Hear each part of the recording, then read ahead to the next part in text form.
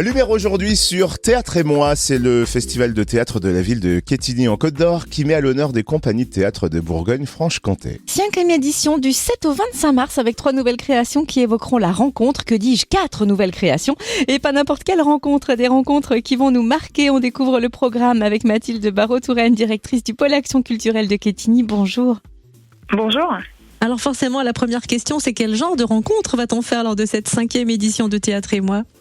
On va faire toutes sortes de rencontres et surtout les personnages des pièces de théâtre que vous pourrez voir au cours de Stanford Théâtre et moi vont parler de ces rencontres, des rencontres on va dire autour de peut-être l'amour de la nature pour croire aux fauves, la rencontre de deux adolescents entre deux et puis les romanesques, là on touche Edmond Rostand et la rencontre amoureuse de deux jeunes un peu à la Roméo et Juliette. Coup d'envoi de Théâtre et moi, mardi 7 mars, au Théâtre des Prairies de Quetigny pour Croire aux Fauves avec la compagnie Hume Théâtre. Est-ce que vous pouvez nous présenter ce spectacle ? Oui, alors Croire aux Fauves, comme l'indique son titre, c'est une pièce de théâtre qu'a créée Émilie Faucheux de la compagnie Hume Théâtre à partir du roman de Nastasia Martin qui est sorti il y a peut-être 2 ans, 3 ans, je sais plus. Enfin voilà, c'est assez récemment. C'est l'histoire, c'est son histoire d'ailleurs. C'est l'histoire d'une expérience qu'elle a vécue. C'est la rencontre avec un ours dans les steppes de Sibérie, qui s'est pas trop mal fini, on va dire, parce que rencontrer un ours, en général, ça se passe pas bien pour un être humain. Et plus que complètement la rencontre, c'est qu'est-ce qui se passe intérieurement quand on se retrouve dans cet état à la fois d'amour de la nature, mais en même temps du coup de danger et puis de reconstruction, puisque elle a quand même été touchée assez physiquement assez violemment par cette rencontre avec cet ours. Et donc il y a aussi des questions sur la reconstruction, sur l'humain, à la limite du surnaturel, parce que je pense que c'est une expérience vraiment qui permet de gérer une expérience complètement limite. L'expérience doit être marquante en effet et vous organisez des rendez-vous d'ailleurs autour de ce spectacle Croire aux Fauves à la bibliothèque. Est-ce que vous pouvez nous les détailler ?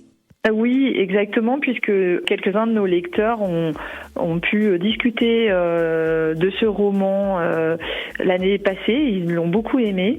Et donc, la bibliothèque propose le jeudi 2 mars à 18h30 une causerie, comme on dit, autour des romans de Nastasia Martin et des récits sur la nature. Et également un atelier d'écriture le samedi 4 mars de 10h à midi avec Nina Boulawat du Cri de la Plume qui propose donc un atelier pour explorer les contours de ce récit témoignage de Nastasia Martin.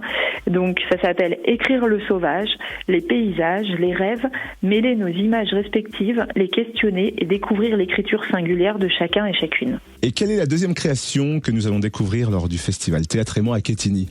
Alors la deuxième création, parce que vous avez raison de parler, c'est vraiment des créations de compagnies locales et régionales, même c'est 3 compagnies de Côte d'Or cette année.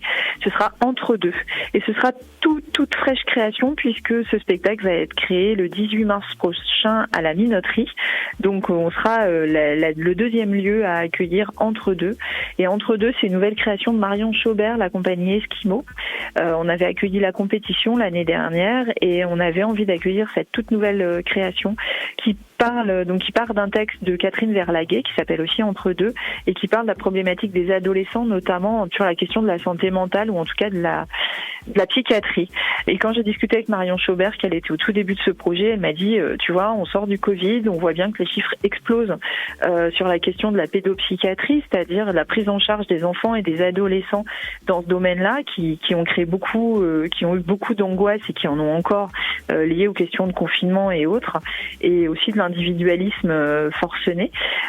Et donc elle s'est saisie de ce texte qui parle de la rencontre d'un jeune ado prostrée dans un service d'urgence la nuit, avec une adolescente qui parle tout le temps, qui vient d'être prise d'une fugue, et ils se retrouvent tous les deux là dans la même chambre alors qu'ils n'auraient pas dû.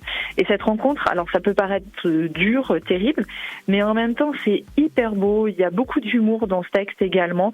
Donc vraiment, si on a envie de partager des émotions autour d'une question qui est pas facile, mais le texte et le spectacle est très facile d'accès et fait surtout partager des émotions, du rire aux larmes.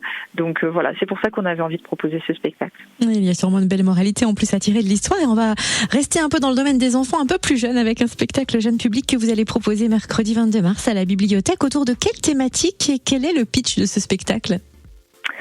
Alors, il y a plusieurs petits contes dans ce spectacle qui s'appelle Le Monstre et autres histoires, qui a été créé par l'Escalier, compagnie théâtrale qui est basée à Quetigny.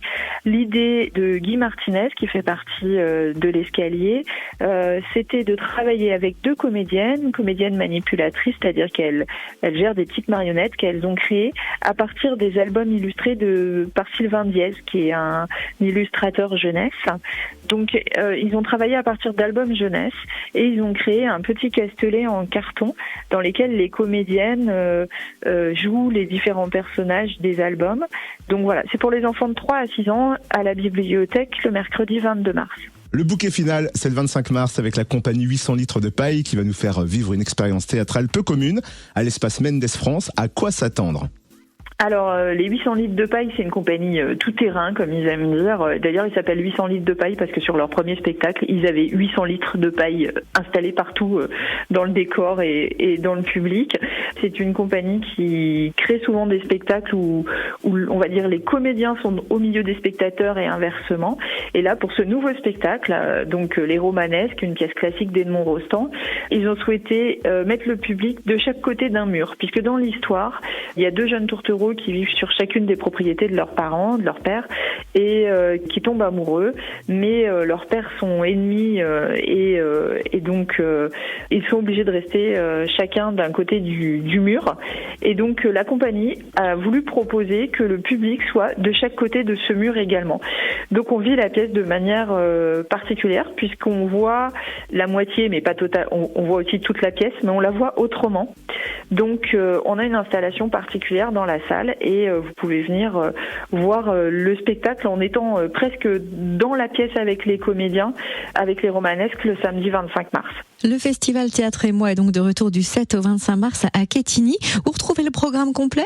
Le programme complet, il est sur le site de la ville, quetigny.fr, dans les lieux culturels de l'agglomération dijonnaise et puis un peu partout dans les lieux publics à Quetigny. Merci pour toutes ces précisions, Mathilde Barreau-Touraine, directrice du pôle action culturelle de Quetigny. Merci à vous, bonne journée. Et sachez-le, les spectacles proposés sont à petit prix, 10 € en tarif plein, 5 à tarif réduit et 2 € pour le tarif solidaire.